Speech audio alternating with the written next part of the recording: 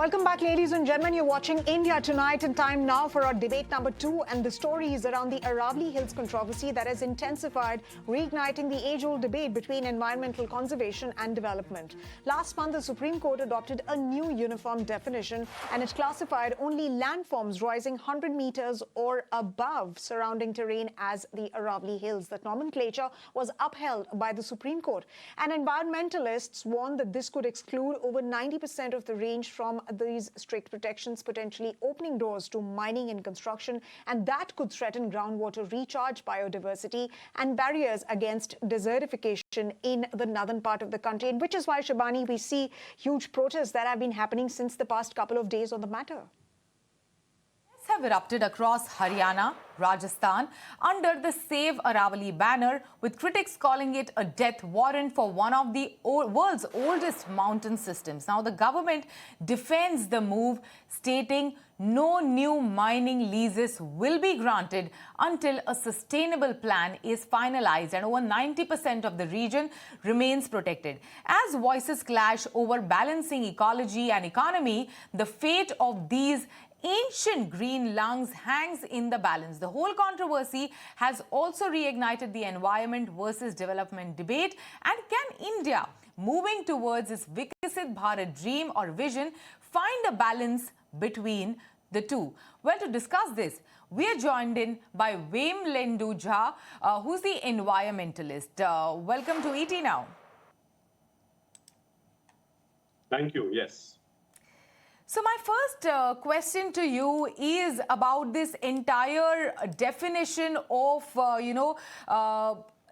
new definition that will wipe away almost 90% of the Aravallis on paper. When talking about protecting one of India's oldest mountain ranges, purely by the definition of 100 meters and above, is it like the legit and the right way to go about it?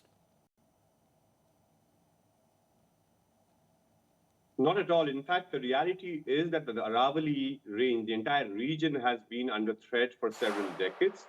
We've actually seen that when mining was actually illegal in this entire region in Aravallis, when it was actually banned by the Honorable Supreme Court, still we actually lost almost 1/4 of the hills to illegal mining. And right now, imagine the oxymoron concept called sustainable mining allows mining to take place in almost 90% of the area. And what I mean by 90% of the area is that what the Supreme Court says, that only mountain hill which is above 100-meter threshold shall qualify to be called Aravalli, and the rest should be open for mining. And in that particular case, almost 90% of Aravalli in the 700-kilometer distance from Gandhinagar to Delhi that we're talking about, across 4 states, across almost 1,45,000 square kilometers, actually is under that 100-meter threshold.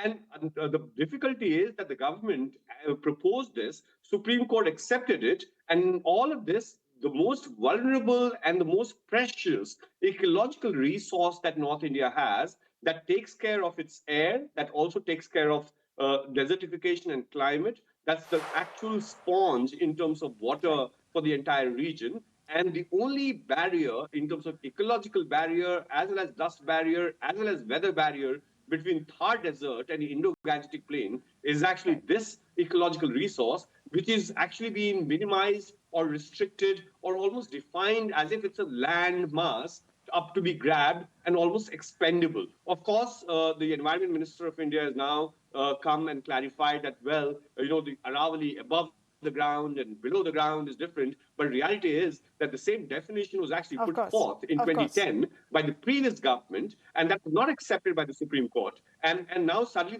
this government has actually went by ahead, the Supreme Court, is going ahead and actually redefining Aravallis. Right.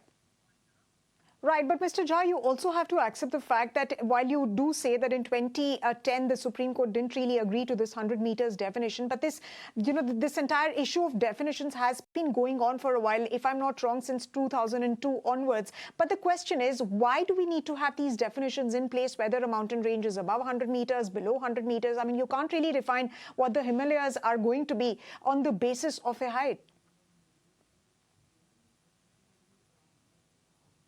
Absolutely right. As in tomorrow, by new definition that the government finds, or so-called experts or so-called economic agenda-driven people might perhaps redefine Himalayas or redefine Ganga or redefine every other natural resource that we have. Reality is that Aravalli is a very, very important ecological resource, and that needs to be respected. And there's something called precautionary principle that the Honorable Supreme Court has been observing for decades together. And but in this particular case, it actually, really dismissed this entire precautionary principle in terms of the risk that is involved, because we all know reality is that legal or illegal, 80 meters or 90 meters or 200 meters, we know mining industry has been one of the most exploitative industry when it comes to natural resources. And in this particular case, imagine when you give a permission for mining for, say, perhaps 60 meters or 80 meters. Absolutely. If you go to the length and breadth, there are dumps and ditches which is more 300 meters and 500 meters deep. Sure. So when it was illegal, you've actually plundered the Aravallis, and imagine this sustain. How can murder be peaceful? How can mining be sustainable? This is absolutely, and the government claims that mining is only possible in a minuscule 0.19% of the total area, while all the activists are saying that 90% is at risk. 90% of Aravallis is at risk because of this. How do you reconcile this massive statistical difference between the two?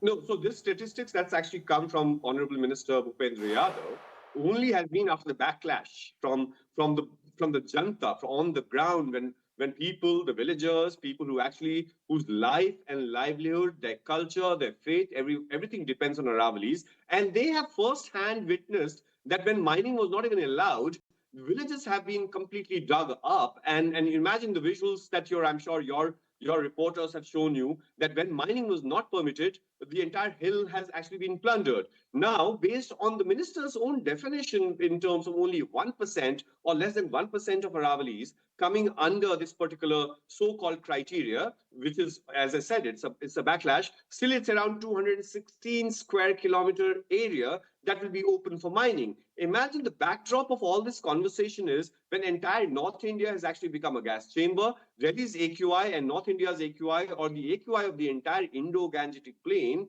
is 700 plus and 800 plus. And therefore, rather than doing everything that is under our command to really save the lungs of our children, here we have a government, and not just this government, but also the previous one, because this is not just BJP that is actually doing it. It was also Congress that actually went and made these applications in the Supreme Court, is ready to plunder and mine. Should mining be our priority number one when our children are actually hospitalized? When your Noida studio has an AQI of 700, should we actually look at the GDP of our country? And that's the most unfortunate part, the backdrop of this. And that is the biggest tragedy, Mr. Vimlendu Jha, and you have been on our channel. You have been on our channel to discuss, yes? Yeah, the entire backdrop of this is that imagine the entire 3-4 months. I have been on your channel several times on heat stress, heat wave. I've been on your channel on water stress and the water scarcity that the entire region is facing. We are talking about, of course, the air quality crisis that you and your network and other networks have been raising. In that backdrop, imagine such an expendable definition. Wherefore, as in the idea is not whether 1% is expendable or 5% is expendable or 90% expendable, or whether it's 2010's definition, something or the other. Reality is that if you're allowing mining to take place in world's one of the oldest mountain ranges, and forget about the heritage value of Aravallis, the relevance of this to people in the Indo-Gangetic plain is huge, both, as I said, be it climate, be it weather, be it dust, be it desertification, or be it water. And therefore, it should be an untouched issue, because... And that is the biggest tragedy, Mr. Vimlendu Jha. Let me quickly ask you a question. Right. Absolutely, Mr. Vimlendu Jha, I agree with all of that you have said, and that really sort of, makes it very difficult for us to believe the government. And of course, the Honorable Supreme Court is going ahead with these definitions. But more importantly, how can this issue be addressed, since these definitions have been going around for a while now? And of course, governments have conveniently used them to favor certain kind of lobbies. Absolutely. So this is actually a nexus between, I will not just call it, nexus between, uh, mining and the government, but also somewhere there are other institutions of this country, and I'm sure you know what I intend to say. They're compromised because at the end of the day, in the lungs of our children, our natural resources, our water resilience, and our water sovereignty, all of that is compromised just so as to further the mining interest of particular people, or for that matter, right now also, if you look at what Bhupendra Yadav has been saying, that essential mining will take place. But what is, you can call anything essential. They're also saying that new mining leases will not be given. But were the old miners good enough and wise enough and saint enough? Because they are the ones who actually, instead of, when their permission was only to dig 50 meters or 100 meters, they actually dug 500 meters under the ground. So, therefore, this entire backfoot justification of mining, and imagine, I thought that Bhupendra Yadav was the Environment Minister of India. He is almost speaking as if he's the mining Minister of India. And that's the unfortunate part. I have That's not right. heard for 3 months anything from the Environment Minister. This If you look this at is his like an tweet handle, excellent segue for my next question to you. This, in fact, this entire Aravalli row has reignited the classic environment versus development debate. And you spoke that, the environment minister is almost speaking like the mining minister. Having said that, is it possible for India to strike that right balance between, like development and environment? And why is protecting some of, the natural reserves like the Aravallis is a must going forward for us? so basically, it's fairly simple. In the name of development, I'm going to give you, $20 million in your pocket, but I'm going to take one limb or one part of your body away.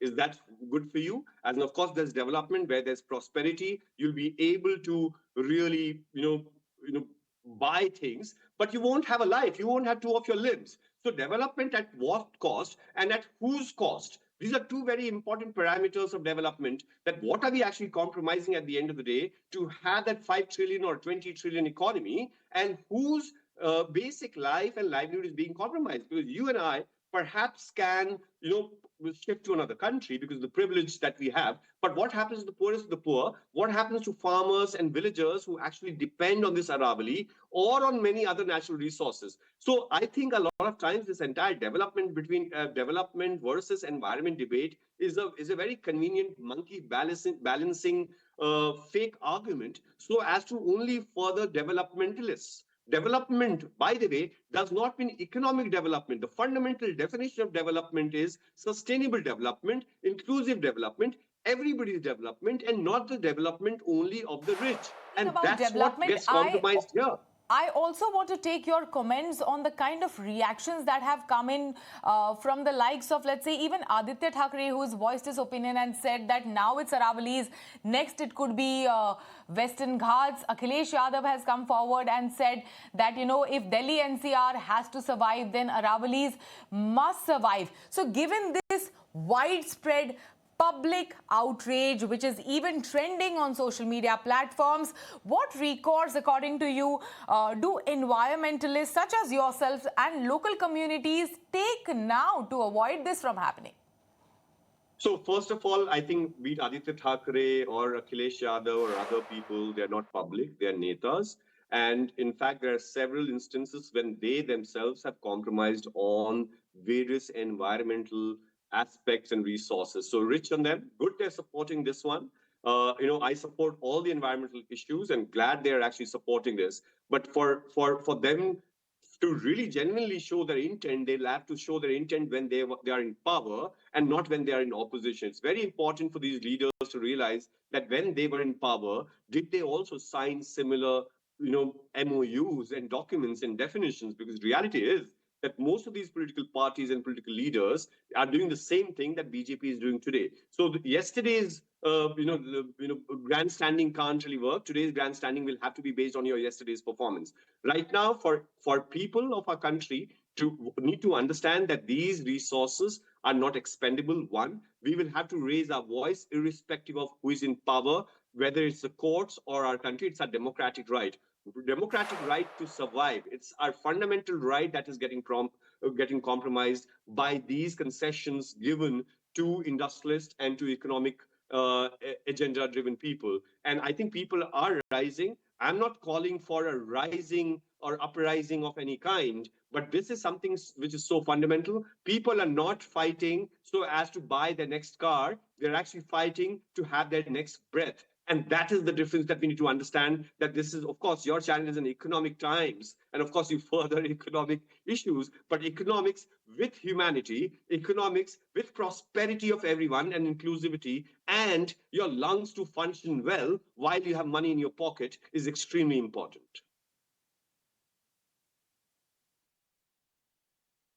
Absolutely, Mr. Vimlendu Jha, you've put all the points very, very succinctly, and of course, you've highlighted all the very right points. We'll have to see the outcome of what this is going to be, whether this is going to be there is going to be a solution just for the interim, whether the interim, mining activities will stop, or will there be another definition that will come up, and more importantly, who's going to be speaking for the environment and the Aravallis, while there has been, a side that's represented for the government, for of course, the other sides as well, but more importantly, there is no side that's been represented for the environment and for the Aravallis. But thank you very much once again. It's always a pleasure to have you on our show and get your perspectives on our stories. Thank you very much once again for taking the time out and speaking to us. Ladies and gentlemen, time now for us to shift our focus to other news that's coming in. Well, after posting a strong set of gains on Monday, the benchmark indices today ended flat. It was the small cap index that outperformed the markets, and metals and FMCG stocks surged, while the IT index was under pressure. Top Nifty losers included Infosys and Bharti, and my colleague Snehi Shah is now joining in with more details on what all transpired in the markets today. Well, yes, all in all, a very tempered Nifty expiry day for the market. We've ended in the green, yes, but with microscopic gains, because the kind of moves that the market saw were largely tempered. But remember, the Nifty managed to touch the 26,200 mark at the day's high, but we were closed slightly lower than that. For the Sensex too, a flat close happening, same as the case for Nifty Bank. The mid-cap end of the market was slightly under pressure, but it was the small-cap group of stocks that did exemplarily well for themselves. About a 0.4% to 0.5% uptick coming in on the Nifty small cap index, and that was the real outperforming pack of the market. This on the back of some positive news, order wins. We'll take you through that in just a minute, but first taking a look at the Nifty 50 group of stocks.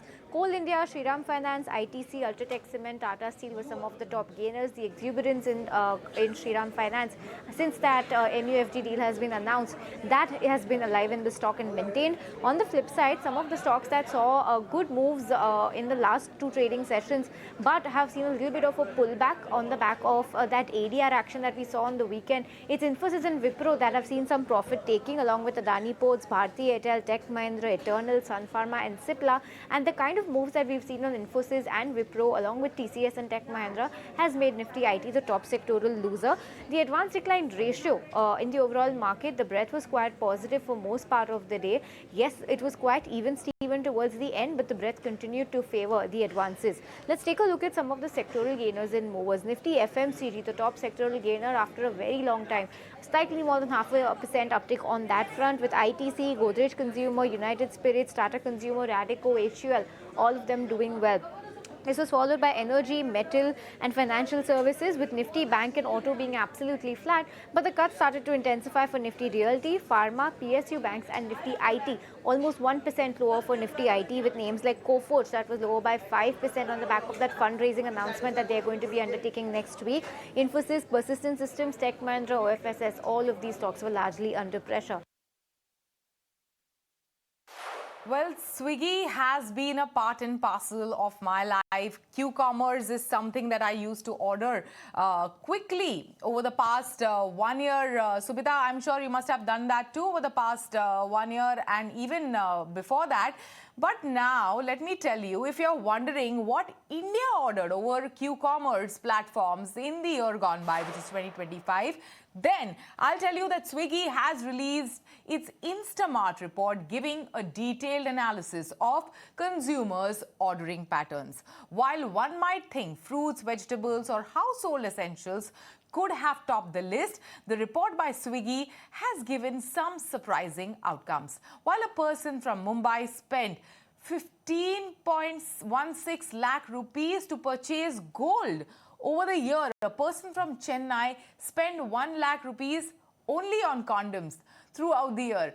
Another Mumbai user clearly addicted to Red Bull spent 16.3 lakh rupees only on Red Bull sugar-free, while a Hyderabad user got 3 iPhones worth 4.3 lakh rupees on Swiggy Instamart. The 10th edition of How India Swiggy report has put light on what India binged on throughout the year. The report has revealed that biryanis and burgers were clearly the favorites, while 93 million orders of biryanis were reported on Swiggy. Burger orders stood at 44.2 million, followed by 40.1 million orders for pizzas and 26.2 million dosa orders. Well, what an interesting study, what an interesting report.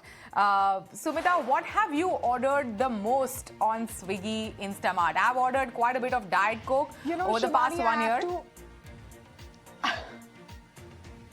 You have ordered Diet Coke and it really reflects. By the way, if you ask me, I have ordered everything, literally everything from these quick commerce platforms and I've been rendered useless. I don't go to the markets. I don't go to any offline stores. So thanks to Instamart and of course all of these quick commerce platforms, I have bought everything that you can purchase under the sun from these stores, Shibani. Sure, absolutely. With that, it's a wrap on this edition of India Tonight from me and Sumita Karir. Good night.